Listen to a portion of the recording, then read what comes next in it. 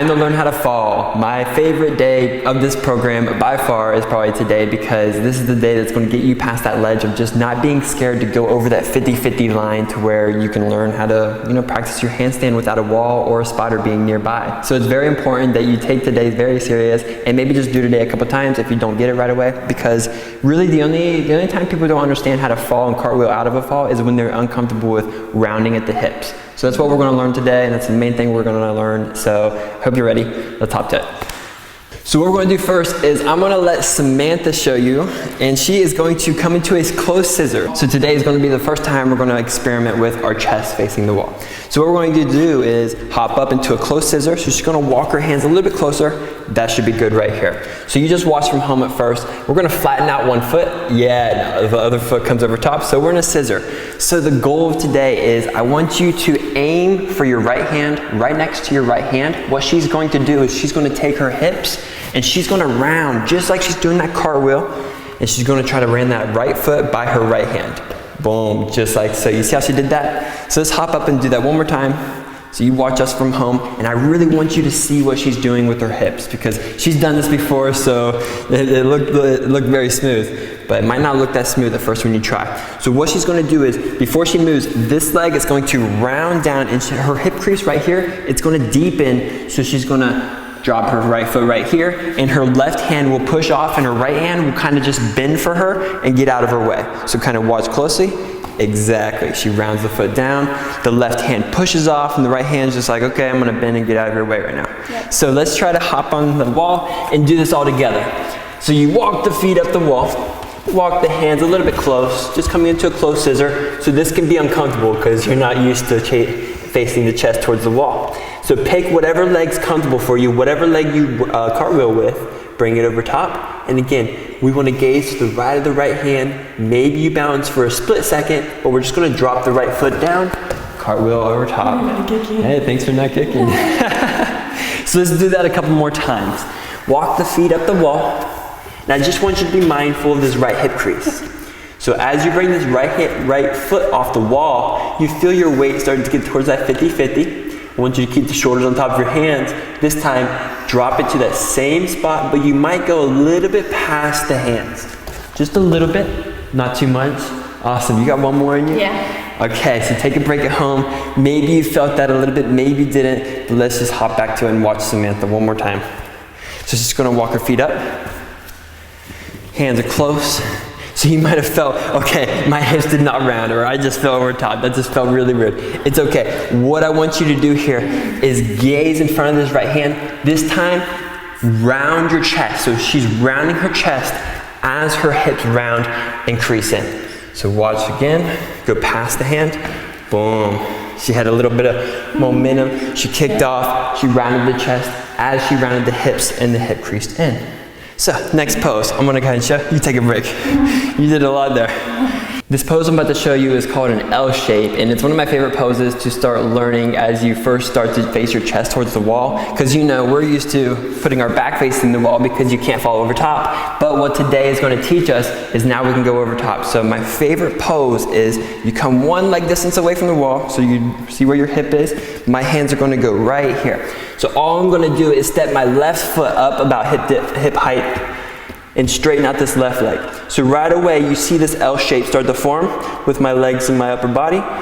And all I'm going to do is bring my right foot up top. And I want you to notice here, you're not doing it yet, but what you will notice is you curl into the pelvic floor. I'm not letting go of my pelvic floor like so. So I'm not letting my chest round up and my hips round back. I'm keeping this slight tuck of the tailbone and curl the pelvic floor. So what I'm going to do is point my left toe. Now you see my toe getting light on the wall. And I'm going to hold this here. So maybe we don't hold this first. Of course not, it's really hard. But what we're going to do is cartwheel from a tucked pelvis. So what I'm going to do is just round out. Right foot comes over top, and I fall. So now we're coming from a curl position, and then we're letting our hips round out. That's the only difference here. So I'm going to show you one more time. My hands, one leg distance away from the wall. It's very important. Right foot comes up. I'm in a nice L shape. I'm going to push my toes. Not kick off, I'm gonna pull off with the hands, and then I'm gonna round down. I went all the way over top. That's not what you wanna gaze for at first. just try to get incrementally better. So we just want to get incrementally better. If you do get a good one, you cartwheel out, congrats. That's when you know you're doing it. So at home, go ahead and give that a few tries before we hop back to the next exercise. Okay, I hope you had fun with that. Again, it's just a little bit different, a little tuck of the pelvic floor, but if it was confusing, we're gonna show you on Samantha. So she's gonna hop up one leg distance away from the wall, so go ahead and get your measurement. So about right here, awesome. So you drop the hands down. Again, you might have noticed, you might have had the hands too far away from the wall, too close. Again, you're gonna have to play with this. So she's gonna step up one leg to the wall. Go ahead and bring this leg just a little bit lower. So go ahead and gaze at your foot right now. Yes, usually I like to gaze through the chest just to see where you're at. So she is great right now. She's got a good L going. She's gonna let this leg come over top and start to point these toes. So this is what most students mess up on. Oh, go ahead and stop real quick. Go ahead and tuck it back in. So you may have done all these things. So she wants to keep the pelvic floor tucked. Don't let this leg go over top too much. Yeah, there we go. So now she pushes with this toe. She gets light and she's going to round and cartwheel out. Gaze in front of that right hand.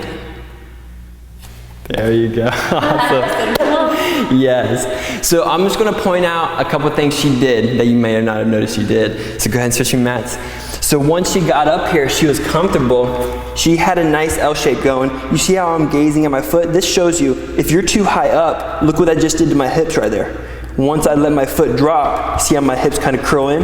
Now I got a nice pelvic curl. My right leg goes straight up. As soon as you let this go over top, this is what happens. So that's one thing we got to watch for. Also, once you're here, pushing off here, this should make you push off to where you pull with the hands. You should never have to kick. So Samantha may have been just a little bit too far away from the wall, just like an inch. So that's something that if you're too far away from the wall, you're going to be kicking. So that's something we don't want. We know that. So just maybe bring it closer and experiment with that. So let's try it one more time. Just watch her before you try it at home. Again, this is one where you just got to lock in the little details. So she comes up. Yes, your hip weight's all the way on top of you. Pelvic floor is slightly curled in, tailbone's tucked. Okay, gaze in front of that right hand to the right, and let's try to go all the way over top and cartwheel out. Yes, high five. That was a good one. So go ahead and try that a couple times. If you feel good with it, try it on the other side. But don't underestimate it because the left side is going to be very weird. So if you're very new to this and it's super foreign, don't even try the left side. Just stick to your good side for now. Yeah. And we'll see you in a moment. I'm hoping that was a lot of fun, and I'm hoping you had some epiphanies with that, because sometimes when you're just rounding the hips down, it just won't click until it does. And then once it does, in my handstand students, sometimes it's just like, oh, so that's what a cartwheel from handstand's like. So it's like, you'll notice it, and it's just like a cartwheel, but your chest is squared to the front. That's the only difference. So with that being said, we're going to hop into our recap. So we're going to start off with 5 bunny hops. So the bunny hop we just learned, just doing the best you can. We're going